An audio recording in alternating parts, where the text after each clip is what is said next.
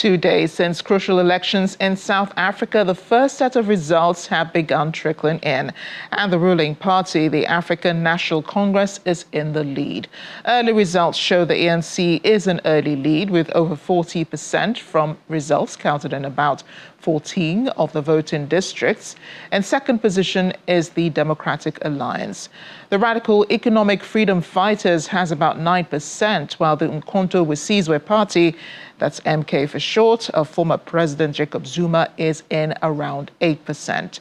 Opinion polls suggest the ANC could lose its majority in parliament for the first time in 30 years, forcing it into a coalition. However, it is too early to predict the final outcome. 70 parties and 11 independents were running, with South Africans voting for a new parliament and 9 provincial legislatures. Final results are expected over the weekend. As I said, vote counting is still ongoing in South Africa. Channels Television's correspondent Kayla Moga is on the ground in Midrand, a town in central Gauteng. She spoke to us earlier about developments regarding the elections. So in many ways, this election, many people, if you listen to the radio, you would hear people say things like, this is South Africa's 1994. So it's almost as though the generation is waking up the way the generation of 1994 woke up 30 years ago. So it does feel a lot like a protest vote. It feels like a generation of people who are trying to take the future of the country into their hands. And, you know, got that feeling when we saw so many of them out on the streets, in squares, everywhere, you know, getting ready to cast their votes yesterday. You know, it felt like a people who are trying to say something.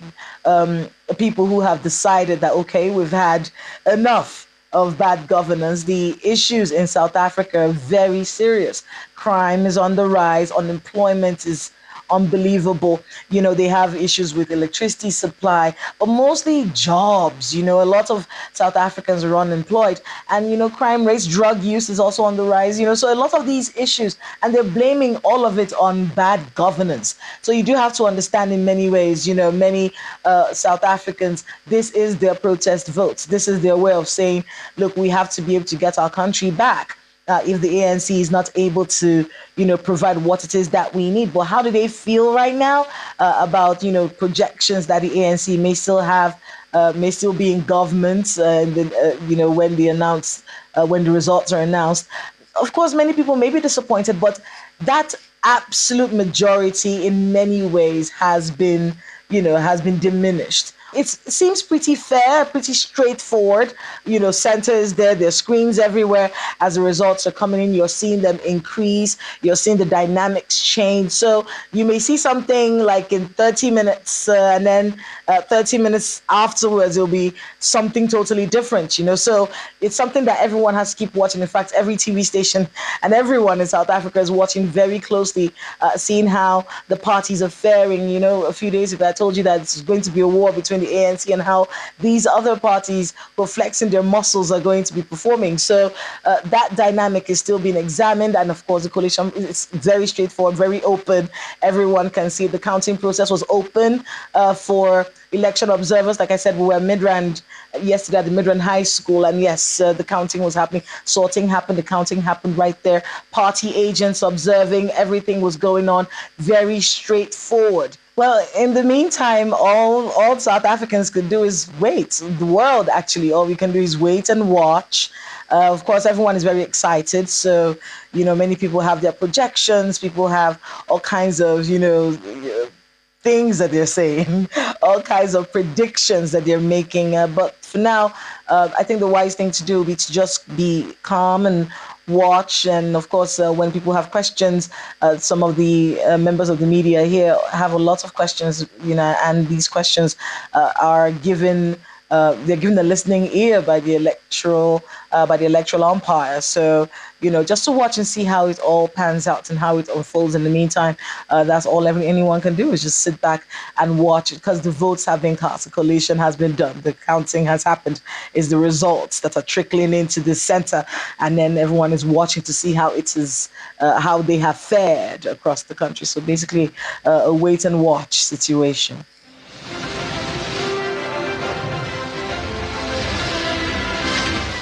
Let's switch gears now to the United States, where President Joe Biden and Vice President Kamala Harris have attended a campaign rally in Philadelphia aimed at winning more support from Black voters. During his campaign speech, President Biden slammed his rival Donald Trump's approach to the COVID-19 pandemic.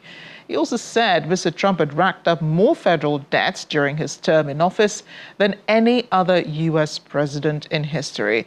Trump himself is facing a fraud trial in New York over hush money given to adult film star Stormy Daniels. Jurors are continuing their deliberations today in the trial as the 12 New Yorkers must reach a unanimous verdict. Back on the campaign trail, recent polling shows President Biden is lagging behind Trump in several crucial swing states, including with Black voters.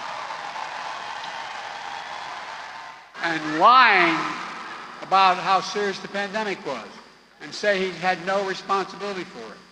And telling Americans, just inject a little bleach. Remember that? The way he's acting, I think he injected a hell of a lot of bleach in himself. Trump, you got it, kid. Trump and his MAGA extremists want to give power back to Big Pharma to continue to charge exorbitant fees.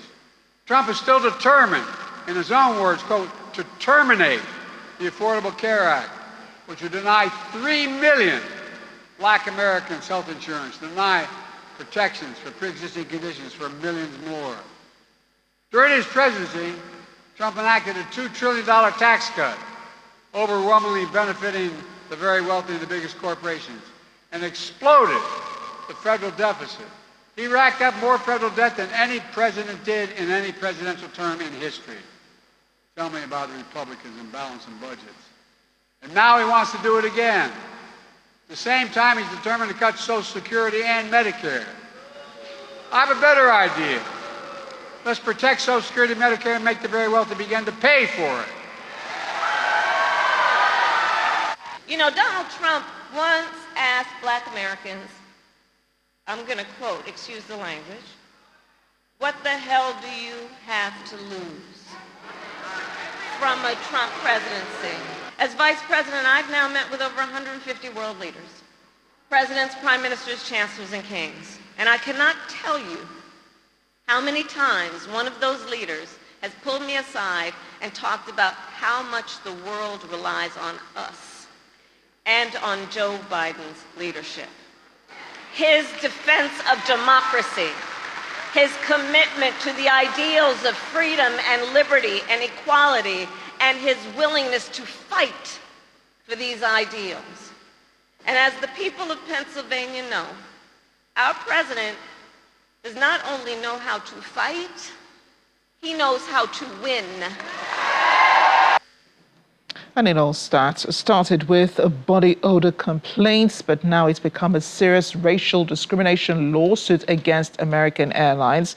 Talking about 3 Black men identified as Alvin Jackson, Emmanuel Joseph, and Javier Ville. They all filed a racial lawsuit indicating a flight attendant approached each of them and asked them to exit the plane. According to an airline agent, the men were removed because a white male flight attendant had complained about an unidentified passenger's body odor. The men, who were not seated together and did not know each other, say that every Black man was removed from the January 5th flight from Phoenix, Arizona to New York.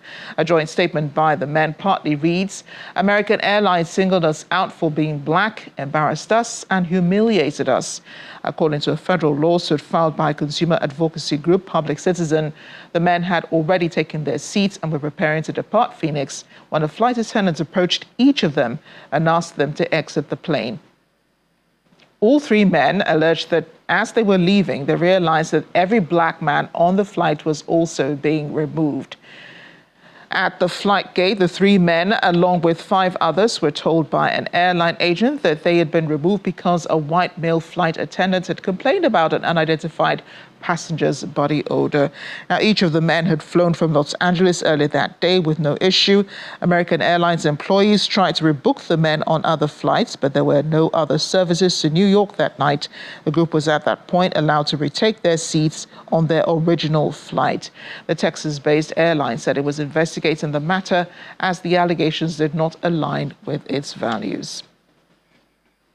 Channel Television's Washington correspondent Maria Bird has been monitoring this story. And Maria, I've never heard of this type of thing happen before. How often do airlines discriminate against black passengers in the U.S.? This is not something that I would say is a regular occurrence. Has it happened before? Yes, I do believe it has happened before. But in recent times, I can't say this is something that we have seen come across as something that is a regular occurrence. We do know that there are several passengers that were not at all interconnected with one another, that were asked and removed from the plane, and that are in a lawsuit collectively against American Airlines. And so American Airlines has responded. They are going to be investigating this to see exactly what occurred and why these passengers were potentially targeted on the plane. Yeah, they would need to investigate that. But have there also been similar accusations against American Airlines in the past? Yes, I mean, there have been similar allegations with many of the airlines, and American Airlines is not excluded from that. But in recent times, I can't say that there has been a lawsuit brought forth. There have been complaints as it relates to discriminatory acts. And what we've seen most recently has really been post 9/11 with the community of individuals that were from the Middle East that have experienced some of the greater amounts of discriminatory acts as it relates to the airlines. Maria, this should be a lesson to other airlines in America. So has the regulatory body commented on the incident? There's not been formal commentary. We don't expect that probably until the airline does its full investigation.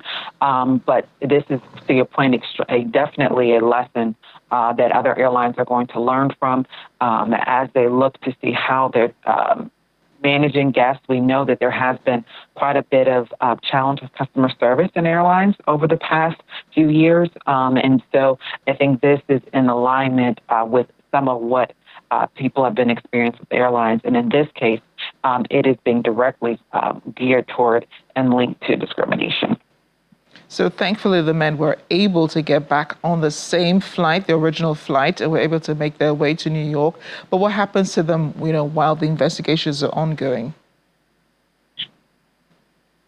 Well, while it's ongoing, they will still be obviously able to take other airlines, and they have not been necessarily not able, but it was that specific flight particularly. But the airlines are obviously going to have to be on full alert to ensure that this does not happen and these type of occurrences do not happen to others. And this was obviously, many have considered this a very traumatic, upsetting, scary, humiliating, degrading, and outrageous. And so there's going to be, obviously, the NAACP is going to follow up on this. NAACP in 2017 issued a warning to black travelers about the airline. So, as you said, this is not the first time, but this is something that we have not seen within the last year or so. But it'll be something that will definitely be followed up on. Can we classify this as racial profiling, Maria? And is it still a major issue in America? This is, according to the lawsuit, this is exactly what this is racial profiling, and that's what is being stated as some of the root cause of this occurrence that occurred with these individuals with the airline. And so what you're going to, as you mentioned, is this something that we've seen in the United States? I think this is something that has continued to be. It goes to the Black Lives Matter movement, which we all know was in the height in 2020, 2021. It continues to be at the utmost of importance, especially as we enter into this next election cycle.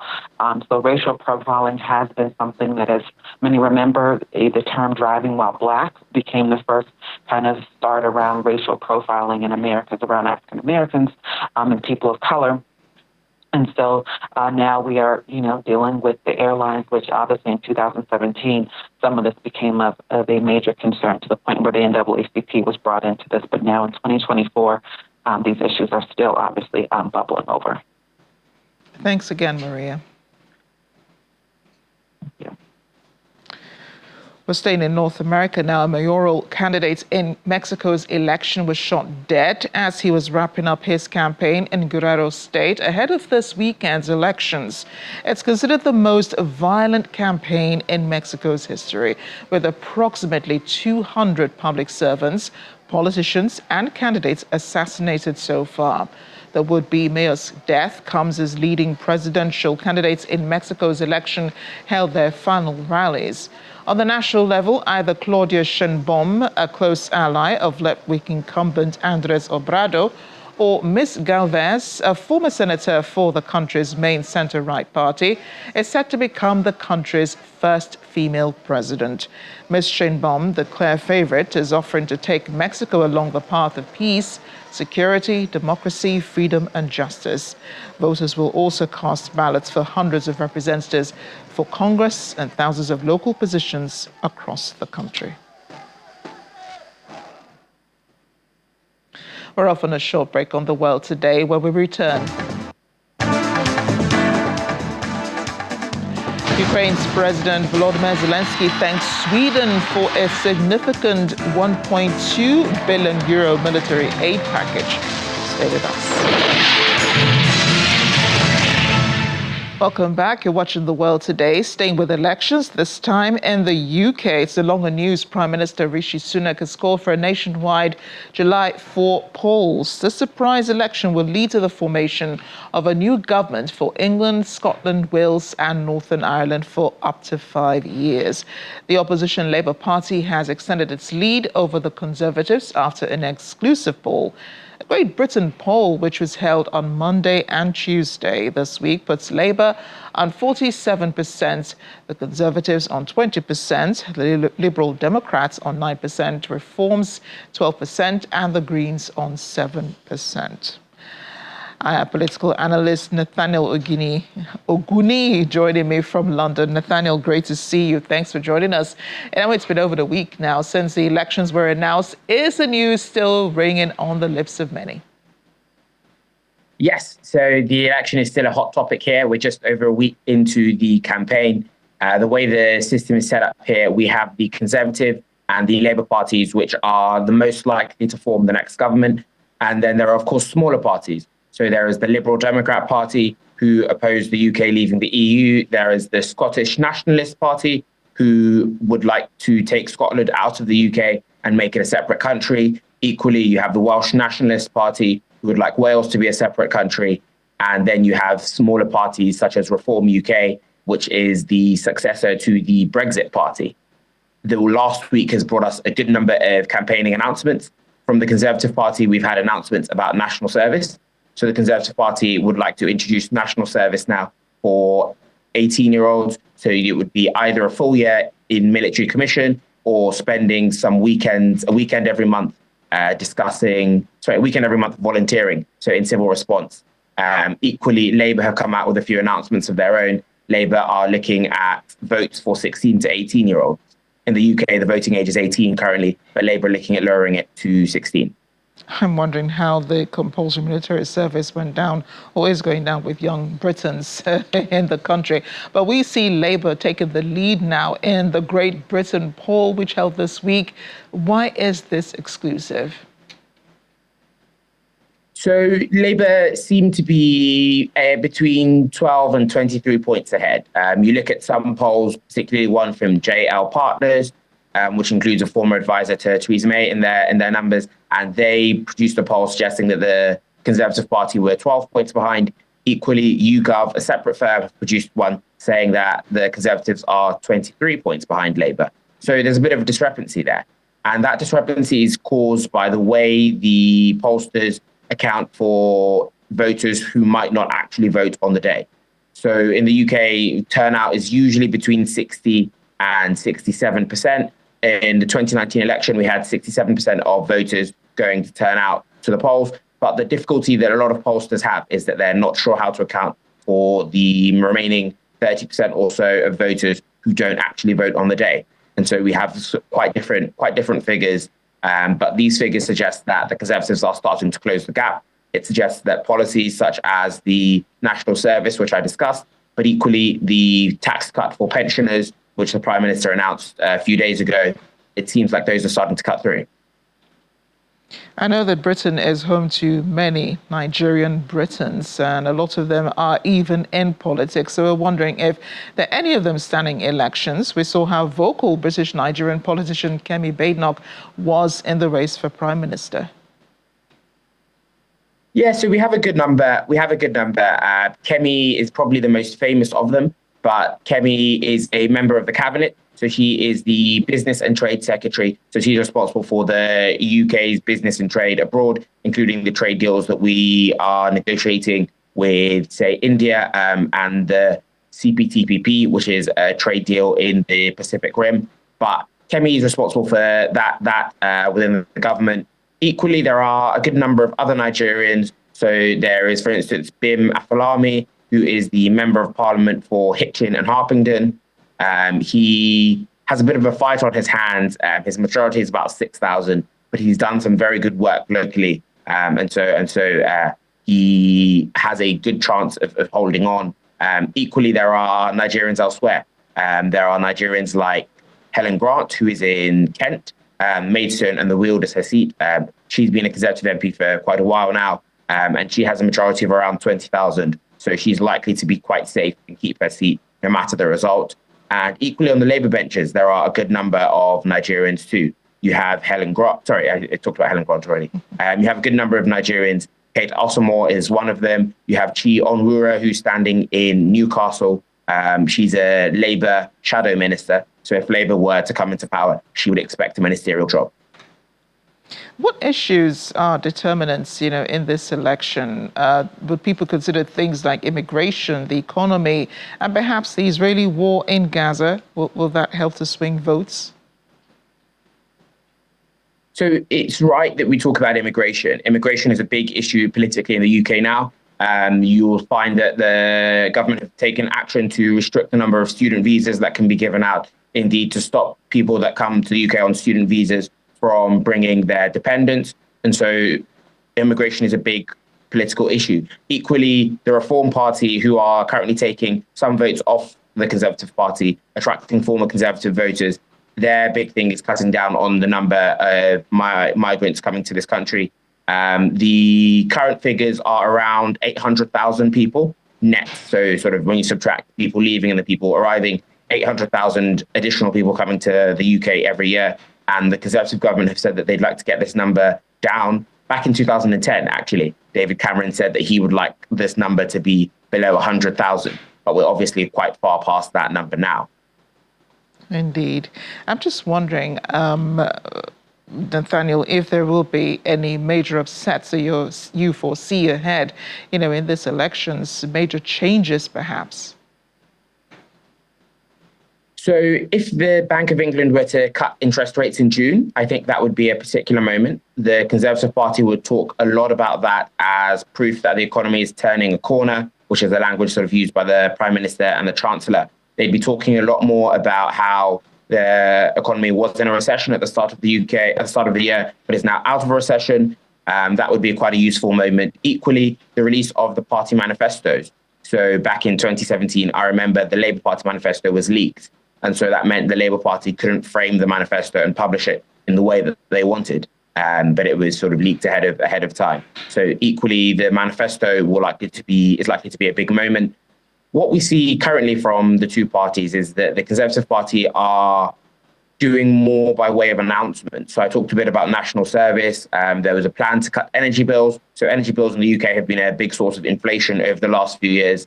The cost of gas and the cost of electricity have gone up by about 40%. They've now come back down, but they were quite important in determining the rate of inflation. So the Conservatives have got a pledge now to cut energy bills. Equally, the national service and the pensioner tax cuts, which I talked about. But the Labour Party are expected to have less by way of policy announcements. Obviously, if you're ahead, then you feel less of a need to attract the media. Right. Nathaniel Oguniyi, political analyst in the UK. Thank you again for joining us on The World Today. Thank you. And the Spanish Parliament has approved a controversial Catalan amnesty law, paving way for hundreds of people facing prosecutions to be pardoned. The law seeks to withdraw pending legal action against Catalan nationalists for separatist activities, including a 2017 referendum and failed independence bid.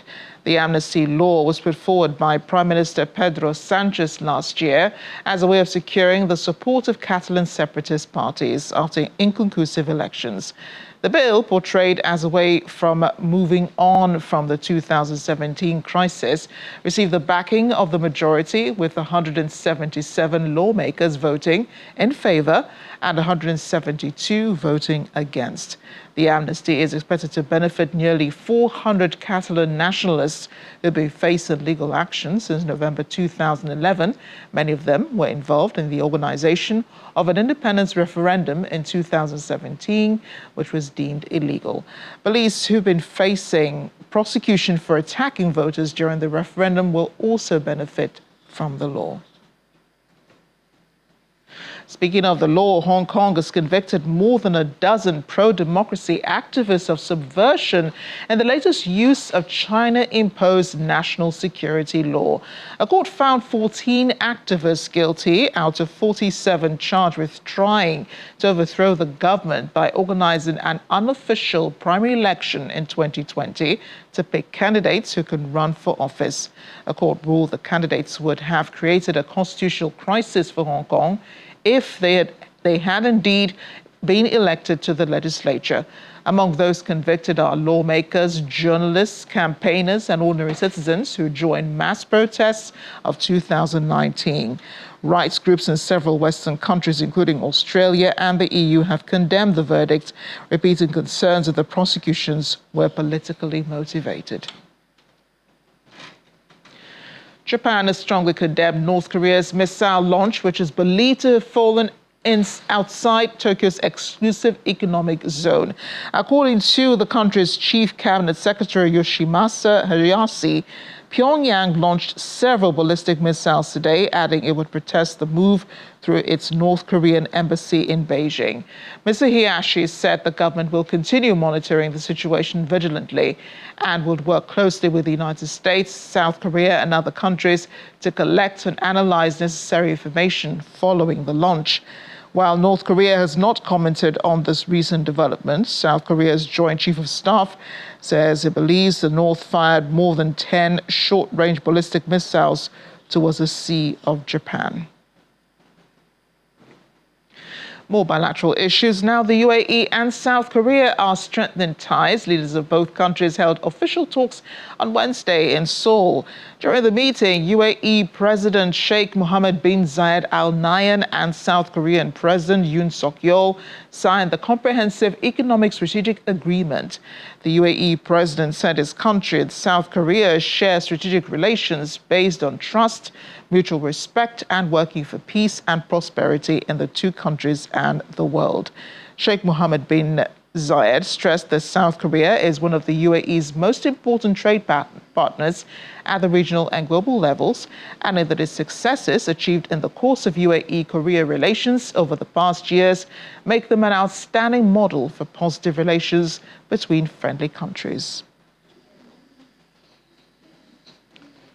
Well, rescue teams are still trying to reach as many as 2,000 people stuck under debris following a deadly landslide in Papua New Guinea.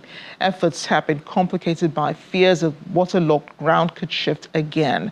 The United Nations Migration Agency warned of a significant risk of disease outbreak among displaced residents who are yet to receive sufficient supplies of food and clean water.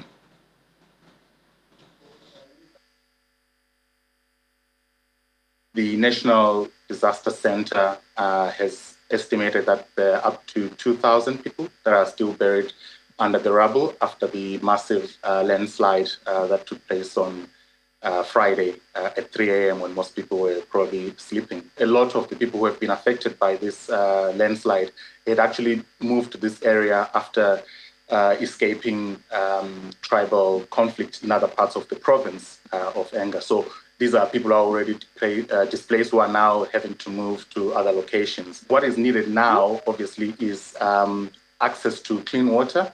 Quite a lot of the water that normally the community would access is already under rubble. So providing that along with food, of course, clothing, shelter items, kitchen utensils, anything that will try and alleviate the hardship that the people are facing right now. And the reality also is that access to the area for government and other agencies is quite difficult. Just today, this morning, one of the main thoroughfares leading to this area, a bridge there collapsed, and now they have to fix it to make sure that all the convoys that are going to provide support have access.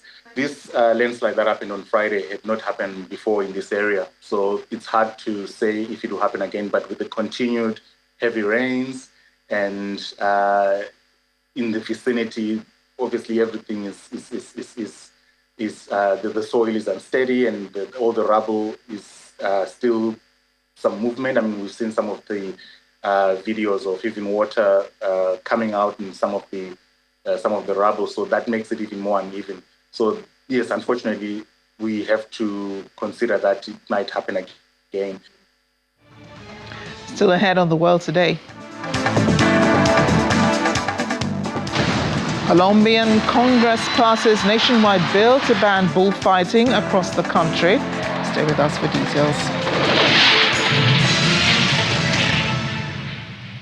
Welcome back. You're on the last lap of the World Today. Colombia's Congress has passed a bill to impose a nationwide ban on bullfighting across the country. That bill, which saw a total of 93 votes by lawmakers, will now move to President Gustavo Petro before it is enshrined in the law. The ban is expected to come into force in 2027. It comes after years of protests by local activist groups who argue the bullfighting tradition is cruel. Bullfighting was brought to Colombia by the Spanish during the colonial times and still sees thousands of spectators at hundreds of events every year. Colombia will join fellow Latin American nations Argentina, Cuba, Brazil, Chile, and Uruguay, who have also banned bullfighting. However, the practice is still allowed in Mexico, Venezuela, Peru, and Ecuador. Nigerians in the United Arab Emirates have been thinking about the performance of President Bola Tinubu as he marks 1 year in office. Speaking to our UAE correspondent, Mayowa Adegoke, many feel that a lot more could be done to make things easier for citizens in the diaspora. Whether positive or otherwise, President Bola Ahmed Tinubu's policies as well as performance in office directly impact citizens living in the country. The same can be said for Nigerians in the Middle East. 1 year in office, it's okay, but it's not significant. Still have a lot of Nigerians who want to run out of the country. It's okay, but it's nothing significant to me. Nigerians still can't send money from Qatar to a Nigerian account directly. It has to be beating about the bush. It's okay, but it's not significant to me. There's been no significant impact that is positive. He came here almost 2 to 3 times to actually speak to the United Arab Emirates government to see how we can actually amend this situation. And also they visited Nigeria as well. So going by everything that is happening, people need to see some certain level of results before they can actually trust you back. The issue we have been facing, issue of work permit and visa ban for 3 years now. The previous administration did not really participate in dialogue talking about it, but for the Tinubu administration, they have been consistent and persistent on it, and the result it's showing now.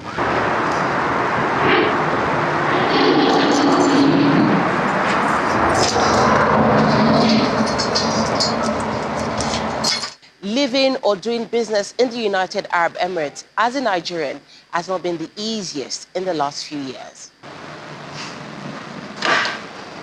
Yetune opened up a fast food restaurant, Suyaya, in Dubai last year, but business has not been exactly how she hoped it would be. So what gave you the confidence to open up your business at a time when the relationship between the UAE and Nigeria was still not in the right place? Well, to be honest, we didn't think it was going to last this long. We just thought it was something that would maybe 1 month, 2 months, and we kept on going. We started, the vision started really in 2022. And, we're still looking for spaces, looking for staff, learning the intricacies of the business. And we just thought, oh, anytime soon they will open. Anytime soon the bans will be lifted, or we just kept on going, and it's taking everything. President Tinubu's first meeting to the UAE last September is yet to yield promised results. Although Emirates Airlines' recent announcement on the resumption of flights to Nigeria is making an impression on the administration, citizens in the UAE and across the region still have high expectations. Our government needs to represent us enough so that we will be treated with that preference that we matter. Because if a Ghanaian, a Cameroonian, and all of them are getting the visa, they're coming in and out. Uganda, they're rushing in and out. And Nigerians that have a good job, employed, and then maybe to renew the visa, it will be an issue. This should be sorted. We don't feel heard. We don't feel supported. The current administration needs to look into the foreign mission to see what we can do to ensure that Nigerians in the diaspora are taken care of, like other countries or communities do. As President Tinubu kicks off the second year of his tenure, Nigerians in the Middle East say they hope to see an improvement in the economy, which will reduce the pressure they face to increase remittances to friends and family back home. From Dubai in the United Arab Emirates, Maya Wadegoke for Channels Television News. Well, back here, France continues to seek ways to build partnerships with Nigeria and Nigerians, this time promoting education in France, whatever the course of study, with the advantage of learning the French language. And recently, the French Embassy and Campus France Nigeria held the second edition of the France Alumni Day, an event to highlight alumni journey and to help them network among themselves while seeking career opportunities within the French and Nigerian business community in Nigeria. Alumni spoke about the advantages of studying in France and the opportunities learning the language has opened to them. French language is one of the major languages in international relations and diplomacy. So if you want to work in, international organizations such as the UN, UNESCO, Red Cross, ECOWAS, African Union, French language is an added advantage, right? It's also one of the major languages in technology and, science, also fashion, cuisine. It gives you business and cultural opportunities in that regard. For me, in the space that I'm in, the creative space really doesn't have any doors, really. So the people that come in from different works of life. So now I'm not only able to communicate or express my design or my creativity with English speakers, I'm also able to bridge the gap with French speakers as well. And for me, because I have a history and a passion with the French culture, it's a door that I like to open and I like to explore. For me, the French-speaking language make you more friendly to communicate with people, but unfortunately during my studies I was more focused on the business side of my business. So yeah, of course, when you speak French, you easily communicate with the entire culture. In my case, when I was in school, when I want to approach a lot of companies, I always go with an interpreter, because I speak English, my studies was in English, my work was in English, but when you speak French, it gives you this free access to everything that you need in France. As we end the program today, 9-year-old French bulldog Sonny lives in Amsterdam, but he went viral on social media for making talking-like sounds while barking. The owner, Maria del Mar Quintero, emphasized that they've had Sonny since the very beginning when he was just 45 days old, but all of a sudden, he started talking at the age of 7. She says Sonny mostly talks when they're going out and when he sees people around. He also has his moments and can decide to go really quiet. So you can hear him in the background. She also recalled their trip to Switzerland when Sonny was still less talkative, saying as soon as we arrived to the town, it was full of people and Sonny started talking in a really, really funny way, highlighting that it is the first time that he talked during a trip and people enjoyed watching and hearing him. She also says that they decided to take Sonny's unique feature seriously after they created a social media account, which has over 800,000 followers on TikTok. Let's take a listen to what Sonny has to say.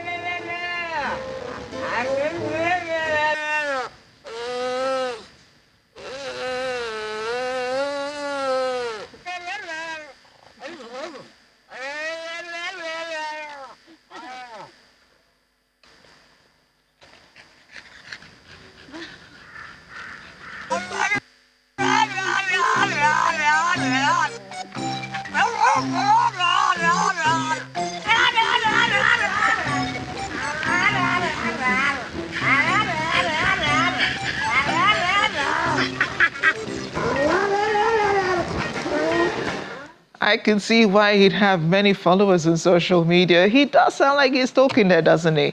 Thanks for watching The World Today. I'm Amarachi Ubani.